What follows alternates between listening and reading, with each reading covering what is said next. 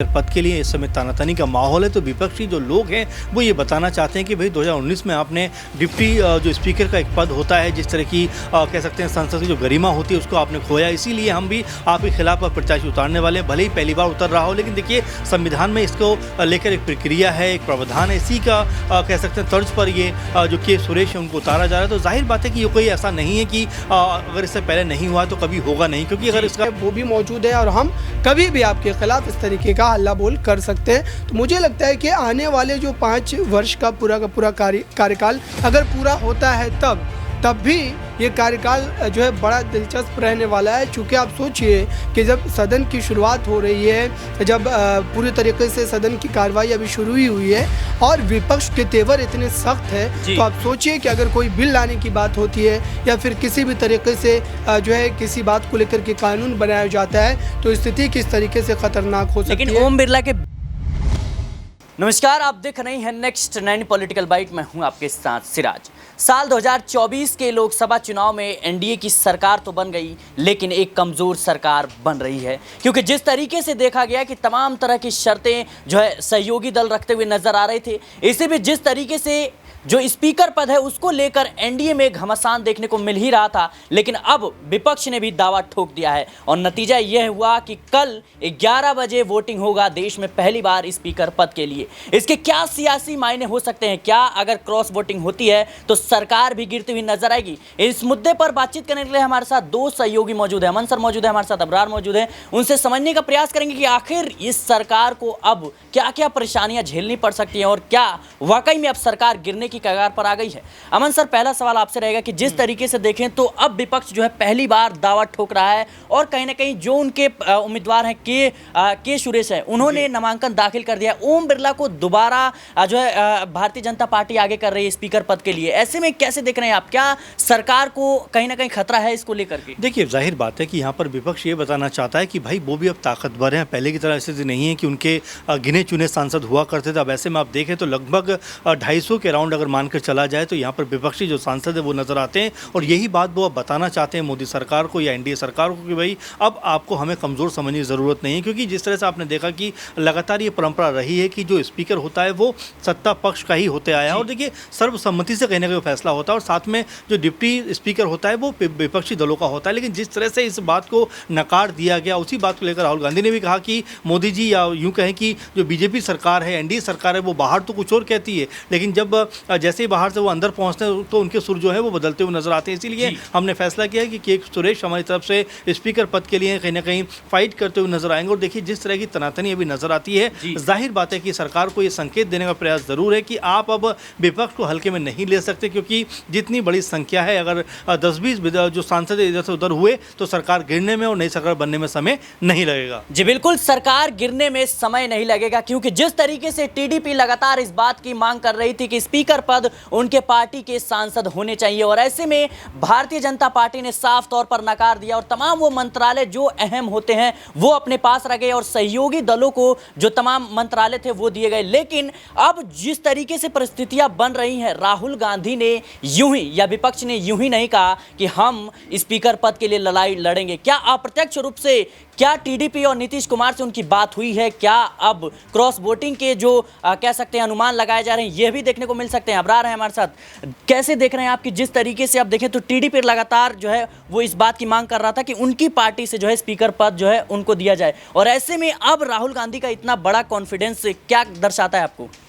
देखिए, बिल्कुल जो है ये मामला गंभीर बना हुआ है इस समय। ख़ास तौर पर टीडीपी की जो मांग थी, उस मांग के बाद अब ये कहा जा सकता है कि जिस ढंग से राजनाथ सिंह ने मल्लिकार्जुन खड़गे को फ़ोन किया, हो सकता है कि इस तरफ से भी उस तरफ फ़ोन गए होंगे। तो जाहिर सी बात है कि इसको लेकर के अब जो सत्ता पक्ष है, एनडीए खेमा है, वो कहीं ना कहीं परेशान ज़रूर है। चूँकि जब इतिहास में पहली बार ये चीज़ हो रही है तो जाहिर सी बात है कि सत्ता पक्ष को इस बात का डर भी है कि अगर मामला पलट गया तो जाहिर सी बात है कि स्थिति और भी ज़्यादा गंभीर बन सकती है। चूँकि हमने राष्ट्रपति चुनाव में, उपराष्ट्रपति के चुनाव में भी देखा देखा किस ढंग से मामला जो है बदलता हुआ नजर आया था और कैसे क्रॉस वोटिंग हुई थी, विपक्ष में रहते हुए कई चेहरों ने जो है उस तरफ का साथ दिया था। तो ये तमाम चीज़ें हमारी नज़रों के सामने हैं। तो मुझे लगता है कि कल का दिन बड़ा होने वाला है और ख़ास तौर पर जो विपक्ष के भीतर एक नया जोश, एक नया जज्बा जो देखने को मिल रहा है और जिस तरीके से वो संविधान हाथ में लेकर के शपथ ले रहे हैं, आज की जो ताज़ा तस्वीरें निकल करके आ रही है, अखिलेश यादव राहुल गांधी सदन में हाथ मिला रहे हैं, तो ये गठजोड़ जो है कहीं ना कहीं दर्शाता है कि विपक्ष कुल मिलाकर के अपनी पूरी ताकत को दिखाने के मूड में है और कल हो सकता है कि कोई बड़ा खेला हो जाए, चूँकि सीटों का ज़्यादा फासला नहीं है और मामला ज़रा सा इधर से उधर पलटा तो जाहिर सी बात है कि स्थिति बिगड़ सकती है। जी बिल्कुल, स्थिति बिगड़ सकती है। इसको लेकर के राजनीतिक गलियारों में तमाम तरह की चर्चाएं हो रही हैं। अमन सर, जिस तरीके से देखा हमने ओम बिरला का कार्यकाल जो रहा है उस पर कई सवाल या निशान खड़े होते आए हैं। जाहिर सी बात है विपक्ष का यह आरोप रहा है कि राहुल गांधी या विपक्ष के कोई भी नेता 10 मिनट भाषण देते हैं तो 9 मिनट ओम बिरला का चेहरा टीवी पर दिखता है। ऐसे में क्या लगता है आपको कि जिस तरीके से उनके कार्यकाल पर जो सवाल उठते नजर आए हैं, क्या इसी को देखते हुए विपक्ष डरा हुआ है या फिर भारतीय जनता पार्टी का जिस तरीके से उन्होंने फायदा पहुंचाया उसको देखते हुए भारतीय जनता पार्टी आगे करेगी? बिल्कुल, ये एक अलग तरह की बात है, लेकिन सबसे महत्वपूर्ण बात यह है कि जिस तरह से स्पीकर पद के लिए इस समय तानातानी का माहौल है, तो विपक्षी जो लोग हैं वो ये बताना चाहते हैं कि भाई 2019 में आपने डिप्टी जो स्पीकर का एक पद होता है, जिस तरह की कह सकते हैं संसद की जो गरिमा होती है उसको आपने खोया, इसीलिए हम भी आपके खिलाफ प्रत्याशी उतारने वाले हैं। भले ही पहली बार उतर रहा हो, लेकिन देखिए संविधान में इसको लेकर एक प्रक्रिया है, एक प्रावधान है, इसी का कह सकते हैं तर्ज पर ये जो के सुरेश है उनको उतारा जा रहा है। तो जाहिर बात है कि ये कोई ऐसा नहीं है कि अगर इससे पहले नहीं हुआ तो कभी होगा नहीं, क्योंकि अगर इसका प्रावधान है तो जाहिर बात है कि हो सकता है। ऐसे में अब बीजेपी समेत जितना भी एनडीए कुनबा है उनको भी सोचने की ज़रूरत है, क्योंकि जिस तरह से कई लोग हैं जो कई तरह की शर्तें भी रखते हुए नजर आते हैं। आपने देखा टीडीपी ने भी इसको लेकर शर्त रखी थी, जेडीयू की तरफ से भी कहीं ना कहीं इसको लेकर नाराजगी दिखाई पड़ी थी। तो यही वजह है कहीं ना कहीं जो बीजेपी है या जो एनडीए कुनबा है वो भी बहुत ज़्यादा कॉन्फिडेंस में नहीं है, क्योंकि उनको पता है कि यहाँ पर अगर 2-3 दल ही इधर से उधर हो गए तो यहाँ पर उनकी सरकार जो धराशायी हो सकती है। कांग्रेस पार्टी लगातार ऐसे बयान देती रही है और राहुल गांधी ने भी ये बात कही है कि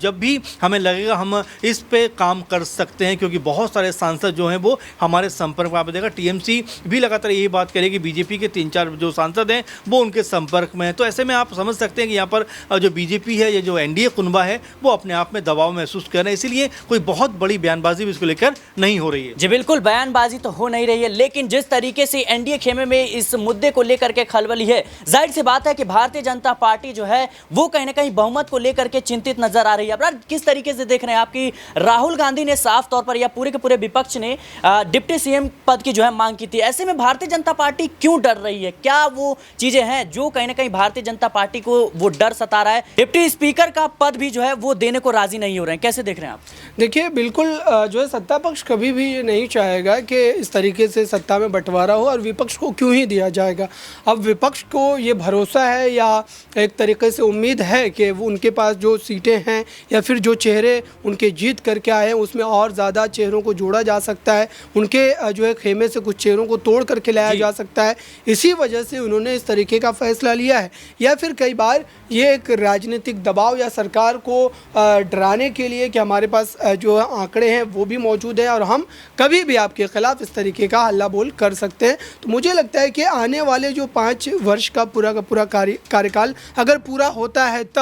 तब भी ये कार्यकाल जो है बड़ा दिलचस्प रहने वाला है। चूँकि आप सोचिए कि जब सदन की शुरुआत हो रही है, जब पूरी तरीके से सदन की कार्रवाई अभी शुरू ही हुई है और विपक्ष के तेवर इतने सख्त है, तो आप सोचिए कि अगर कोई बिल लाने की बात होती है या फिर किसी भी तरीके से जो है किसी बात को लेकर के कानून बनाया जाता है तो स्थिति किस तरीके से खतरनाक हो सकती है। लेकिन ओम बिरला के बीते कार्यकाल में हमने देखा है कि 150 से ज़्यादा सांसदों को निलंबित किया गया है। क्या इस तरीके के रवैये के लिए ओम बिरला को आगे किया जा रहा है? तो बिल्कुल, देखिए ज़्यादा एक तरीके से भाजपा पूरी तरीके से आश्वस्त थी, उनके पास बहुमत से ज़्यादा जो अकेले उनके पास बहुमत से ज़्यादा सीटें थी, तो जाहिर सी बात है कि वो इस तरीके से फैसले ले रहे थे। लेकिन यही बात तो है कि अब विपक्ष कहीं ना कहीं ताकत में आ गया है और इस ताकत का इस्तेमाल उन्होंने पहले दिन से अब करना शुरू कर दिया, और ये दर्शाता है कि ये जो कार्यकाल है प्रधानमंत्री के तौर पर नरेंद्र मोदी का, ये इतना ज़्यादा आसान नहीं रहने वाला है, चाहे वो कानून बनाने को लेकर के हो या फिर संसद चलाने को लेकर के हो। और न ही लोकसभा के स्पीकर अगर बन भी जाते हो ओम बिरला, तो वो इतनी आसानी से आप सांसदों को बाहर नहीं कर पाएंगे, क्योंकि उनके पास आंकड़े हैं। और जाहिर सी बात है कि स्थिति संसद के भीतर भी बड़े ही आप कह सकते हैं कि एक तरीके से लड़ाई वाली बन सकती है, चूँकि पूरे तौर पर विपक्ष ने अपने तेवर जो है वो स्पष्ट कर दिए। जी बिल्कुल, विपक्ष ने अपने तेवर तो दिखा दिए हैं, क्योंकि इसी की वजह से 72 साल के इतिहास में पहली बार जो है स्पीकर पद के लिए चुनाव हो रहा है। ऐसे में मेरा जो है छोटा सा सवाल रहेगा मन सर कि नीतीश नायडू कितना अहम हो जाते हैं इस वक्त भारतीय जनता पार्टी के लिए? देखिए बहुत अहम हो जाते हैं, क्योंकि ये नीतीश कुमार जब पहुंचते हैं तो पीएम मोदी उनके सम्मान में उठ के खड़े हो जाते हैं। आप समझ सकते हैं कि स्थिति किस तरह की, और यहाँ पर अगर दोनों दल एनडीए से अलग होते हैं तो यहाँ पर सरकार धराशायी हो सकती है। देखिए हर चीज़ जो है राजनीति में वो ज़रूरत के अनुसार होती है। अब यहाँ पर ज़रूरत अगर जो कह सकते हैं जेडीयू या टीडीपी की है, तो यहाँ पर बीजेपी अपना सॉफ्ट कॉर्नर उनके लिए रख रही है। और देखिए खुद पीएम मोदी और नीतीश कुमार के लिए खड़े होते हुए नजर आते हैं। तो ऐसे में आप समझ सकते हैं कि सरकार इस समय दो तरह की नजर आती है, क्योंकि एक बहुमत वाली मोदी सरकार और यहाँ पर अल्प बहुमत वाली मोदी सरकार, क्योंकि यहाँ पर आपको बाकी दलों के ऊपर निर्भर रहना पड़ रहा है। जी बिल्कुल, बाकी दलों के ऊपर जो है निर्भर होना पड़ रहा है, क्योंकि जिस तरीके से भारतीय जनता पार्टी लोकसभा चुनाव में जो है बहुमत के आंकड़े को पार नहीं कर पाई, इसकी वजह से उन्हें सहयोगी दलों पर निर्भर होना पड़ रहा है। और जाहिर सी बात है, जिस तरीके से टीडीपी ने स्पीकर पद की मांग की थी वो भी पूरा नहीं हुआ। तमाम वो अहम मंत्रालयों को भारतीय जनता पार्टी ने अपने खेमे में रखा, अपने पाले में रखा। इसको लेकर के भी काफी ज्यादा अजीत पवार गुट की बात करें, शिंदे की बात करें या फिर टीडीपी, नीतीश कुमार, ये तमाम सहयोगी दल हैं जो कहीं ना कहीं भारतीय जनता पार्टी से नाराज बताए जा रहे हैं। ऐसे में क्या अब क्रॉस वोटिंग का दायरा जो कि राज्यसभा चुनाव के दौरान हमने देखा था, क्या अब वो फिर से देखने को मिल सकता है? क्या क्रॉस वोटिंग अब भारतीय जनता पार्टी का खेल बिगाड़ता हुआ नजर आएगा? फिलहाल के लिए इस रिपोर्ट में इतना ही। देश और दुनिया की तमाम खबरों के लिए बने रहे नेक्स्ट 9 पॉलिटिकल बाइट के साथ।